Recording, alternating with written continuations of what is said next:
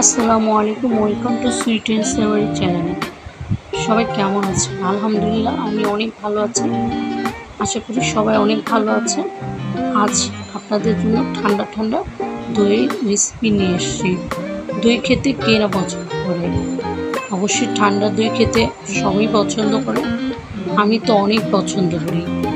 আসুন তাহলে আজ দই রেসিপিটা আপনাদেরকে দেখে। আমি আজ ক্যারামেল স্টাইলে দই তৈরি করে আপনাদেরকে দেখাবো। আমি এখানে ফ্রাই প্যান বসে দিয়েছি, হাফ কাপ চিনি নিয়েছি। এখান থেকে আমি কিছুটা চিনি ক্যারামেল করে নেব। চিনিটা আপনারা বুঝে দিবেন, যে যেরকম মিষ্টি খান। আর বাকি চিনিটা আমি পরে দিয়ে দেব। ক্যারামেলটা হয়ে গেলে আমি 1 কেজি দুধ হাফ কেজি করে রেখেছি জাল করে, সেটা এটার মধ্যে দিয়ে দেব। আপনারা যদি আমার এই ভিডিওটা ইউটিউব চ্যানেল থেকে দেখে থাকেন, অবশ্যই লাইক, শেয়ার, কমেন্ট, সাবস্ক্রাইব করবেন। আর ভিডিও ডিসক্রিপশন বক্সে আমার ফেসবুকের লিঙ্কটা দেওয়া থাকবে, অবশ্যই ফলো দিবেন আর লাইক, শেয়ার, কমেন্টস করবেন। আমি দুধগুলো দিয়ে দিয়েছি।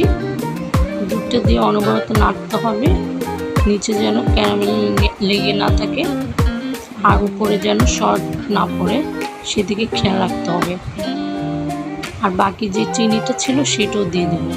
যত দুধটা বলক আসা পর্যন্ত আমি নাড়তে থাকবো। দুধ বলক এসে গেলে আমি এটাকে নামিয়ে নেব ঠান্ডা হওয়ার জন্য। আর ঠান্ডাটা অবশ্যই এমনভাবে করবেন যেন বেশি ঠান্ডাও না হয়, বেশি গরমও না থাকে। একটা আঙুল ডুবিয়ে দেখবেন আপনার আঙুলটা সহ্য হচ্ছে কিনা। তারপর আমি একটা মাটির পাত্রে কিছু দই মাখিয়ে রেখেছি। আমি এখানে একটা কাপ দই নিয়ে নিয়েছি, ভালোভাবে ফেটে রেখেছি। এটা আমি দুধের মধ্যে দিয়ে দিব 4-5 চামচ। আপনারা দুধটা দেখে মনে করবেন না দুধটা ফেটে গেছে। আমি দইটা ভালোভাবে ফাটাইনি দেখে এই জন্য এরকম দেখা যাচ্ছে।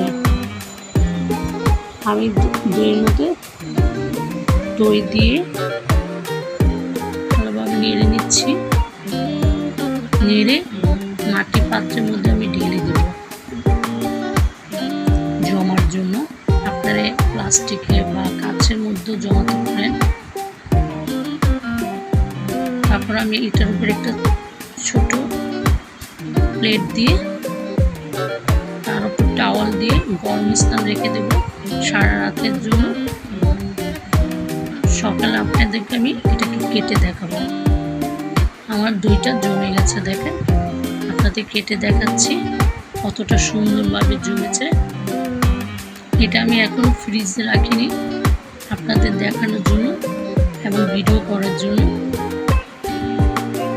দেখেন কতটা সুন্দর হয়েছে, খেতেও অনেকটা মজা হয়েছে। ফ্রিজে রাখলে দইটা আর একটু জমবে। আর আমি যে কেটেছি এখানে একটু পানি উঠেনি, পারফেক্ট দই হয়েছে। অবশ্যই আপনারা ফ্রিজে রেখে ঠান্ডা করে খাবেন এবং ফ্যামিলিকে খাওয়াবেন, সবাই খুশি হয়ে যাবে। আজ এই পর্যন্ত, সবাই ভালো থাকেন। আল্লাহ হাফেজ।